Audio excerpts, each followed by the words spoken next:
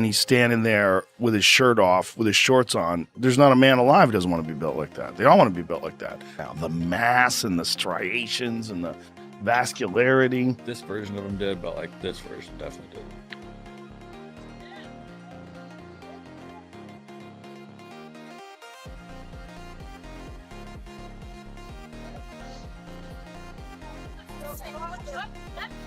Having trained with Manny Pacquiao had to be a huge asset for you. But he's always bouncing, he's always moving around. Yes. Like he'll bounce for like 20-something rounds. You know, he'll do his pads and he's jumping up and down, and you know, he really is an unbelievable person, unbelievable athlete, and a legend of the sport. I think as time progresses, people are really gonna appreciate his greatness. He's a legend, and he's such an unusual guy. You know what's crazy about him is his calves. Yeah, when you look at massive. That, they're giant. They're like a thigh.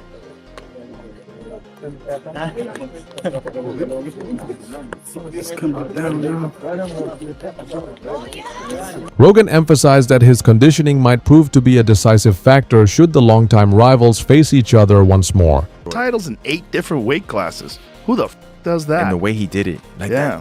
I'm a huge fan of Cotto. I love this school, and the way that he beat Cotto, I didn't think nobody could ever do that to him. And it was just like, bro, what the f?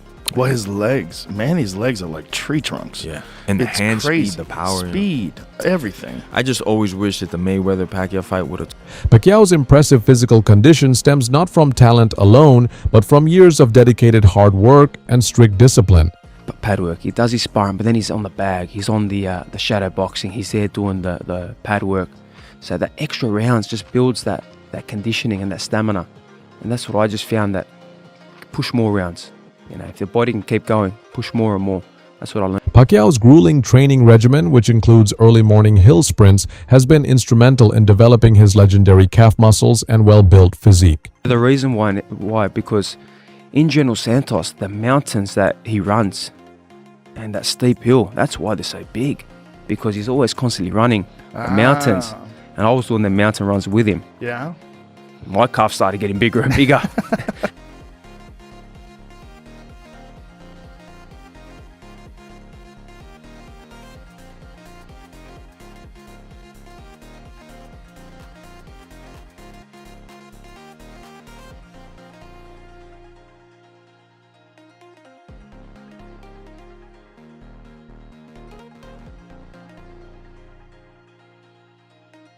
Pacquiao's training goes far beyond hill runs, incorporating everything from endurance road work to high-intensity sprints, all aimed at maximizing his speed and stamina.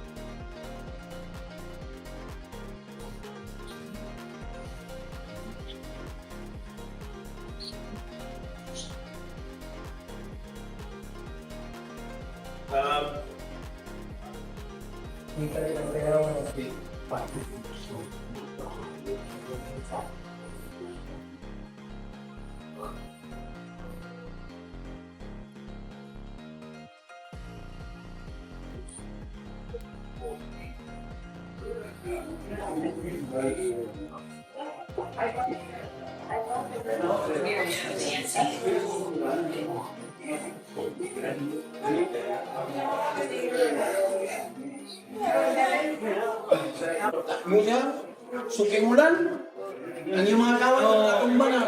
No excuses.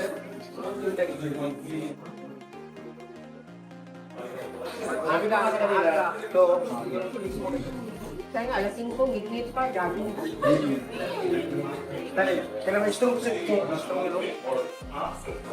Though naturally smaller in size, Manny Pacquiao has trained with such intensity that his physique can intimidate anyone. Pound for pound, he can't be above Manny Pacquiao.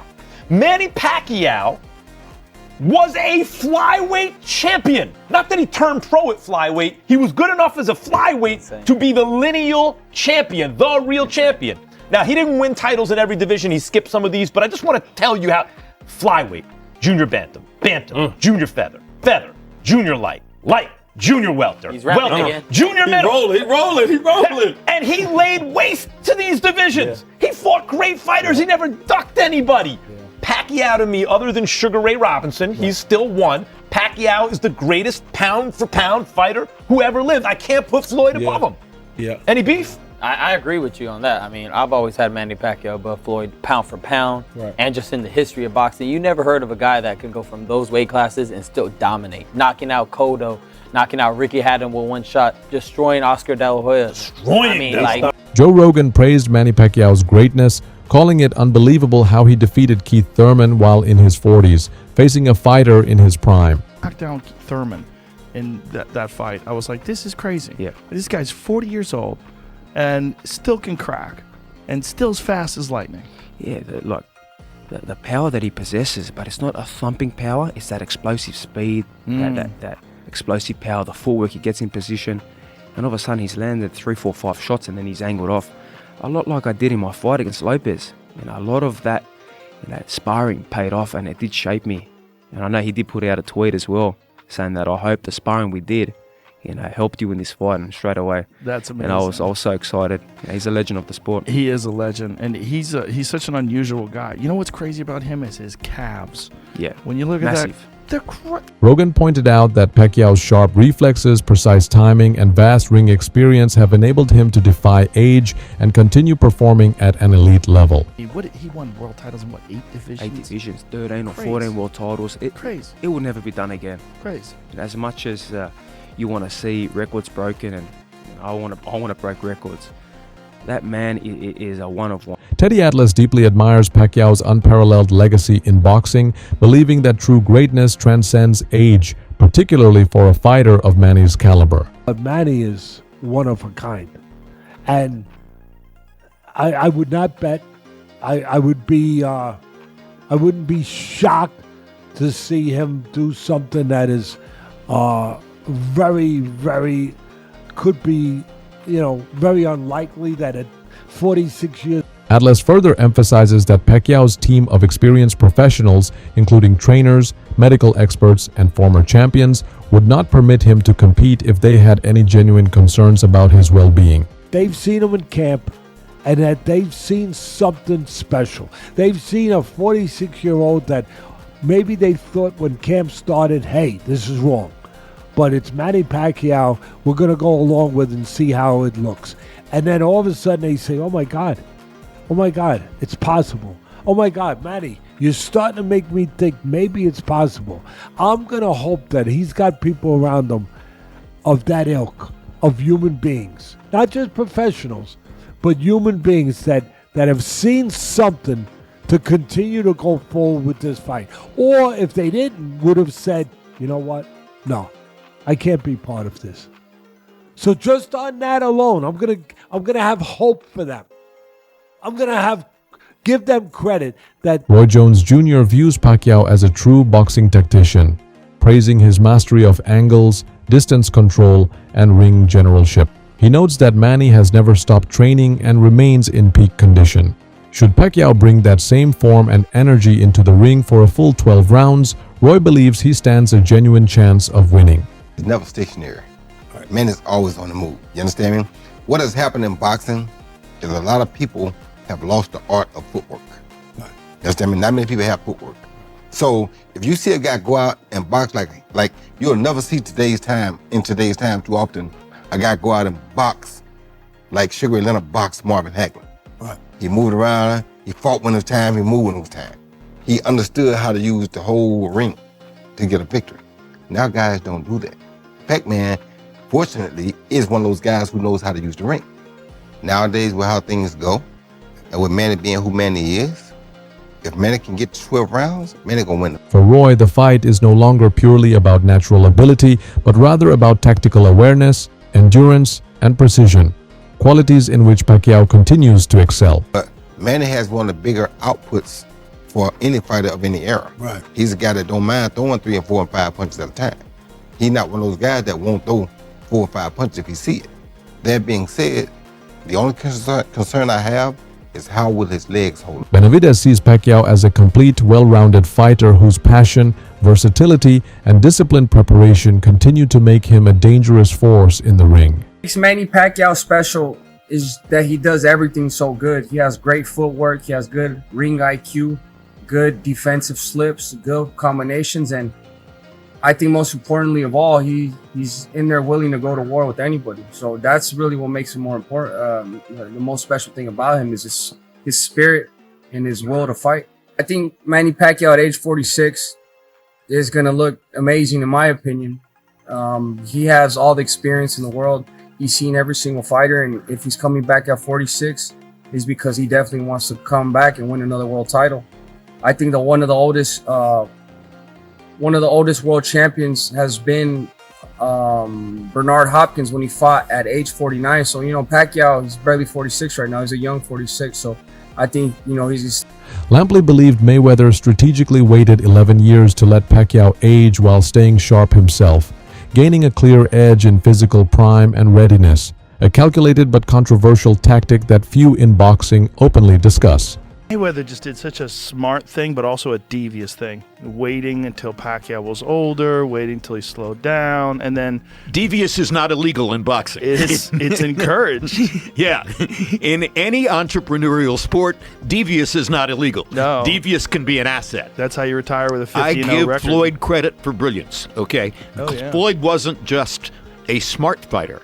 Floyd was a brilliant fighter. He was on his own level. And so much so, in any matchup between the great counterpuncher and the great attacker, that the counterpuncher has the advantage. He's got more options. He's got more ways of winning. The attacker has to break through the walls. Lampley backed Mayweather to come out on top once again, summing it up simply as Floyd being Floyd.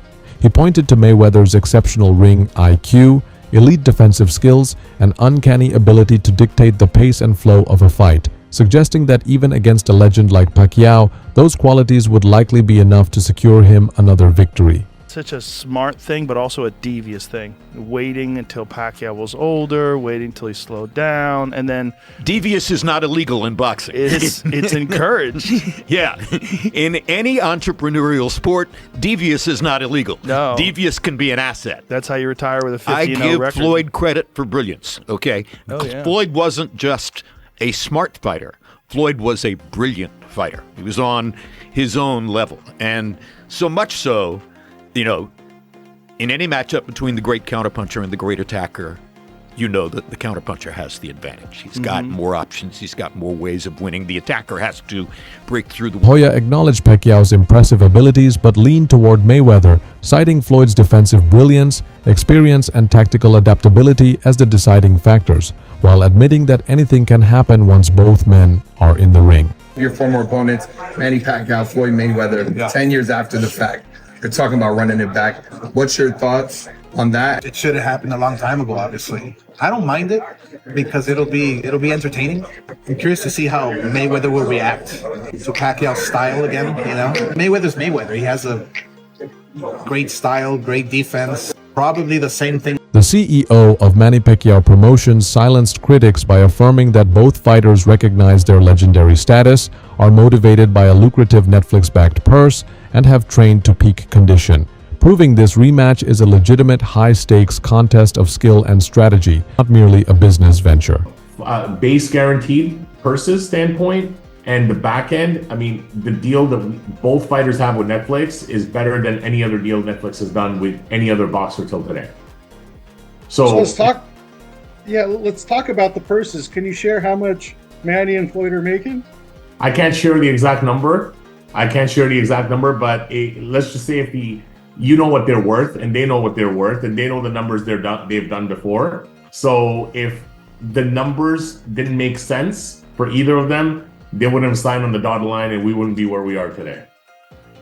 Okay, I'll ask one more. Over or under 50 million each? Over. Okay, that's a good benchmark to work with. Yeah. The first fight was billed as the fight of the century, but it failed to live up to the massive expectations, right? Fans were left with a bad taste on. After the fight, Manny said he had a shoulder injury. There were some lawsuits involved. How can this fight be different 11 years later? You know, it's very hard to explain this, but these guys are in better condition.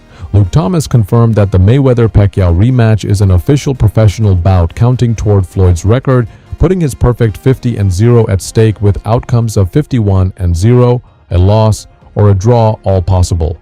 Unlike his recent exhibitions, this fight carries genuine professional significance. Thomas also revisited their first fight, which failed to meet expectations largely due to a shoulder injury Pacquiao carried into the bout. This rematch now gives both legends a real opportunity to make history and finally deliver the defining contest that fans worldwide have been eagerly awaiting. Professional bout. It will go on their record. Floyd currently has a record of 50-0. Remember, he retired at 50-0.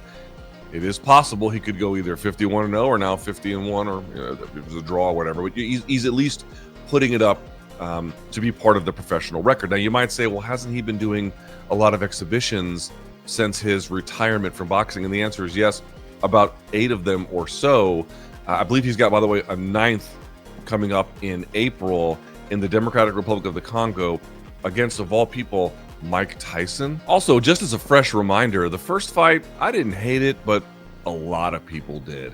And remember, you'll recall Manny Pacquiao, after the fight was over, blamed his performance on his shoulder. But there was pretty widespread disappointment with just how big the fight was and then how little it delivered. Not necessarily to hardcore fans, although some of that too, but definitely to casual fans who were expecting a little bit. The Pacquiao-Mayweather rematch is a historic clash of skill and legacy, with both fighters primed to settle unfinished business. With the fight officially on the line and Netflix amplifying its global reach, this is their ultimate chance to cement their places among boxing's all-time greats. Guy that's had his downs. He's had his ups and his downs, and he always smiling and always friendly to people. It's like he's so admirable just as a human being. And it shows too that defeats, I love how the UFC is. Losses are losses. Yeah. Boxing has this stereotype where the zero is so important. I'm undefeated, but would you rather see the best fight and the best? Right. You're going to get competitive fights and great fights, but unfortunately in boxing, it's not like that. Well, the biggest draw in the sport is Canelo, and Canelo's not undefeated. Yeah, that's right. So it's one way of looking at it. He lost. Who holds the edge? Pacquiao's explosive speed and razor-sharp conditioning, or Mayweather's impenetrable defense and tactical brilliance? Share your predictions and let us know who you think walks away victorious in the comments below.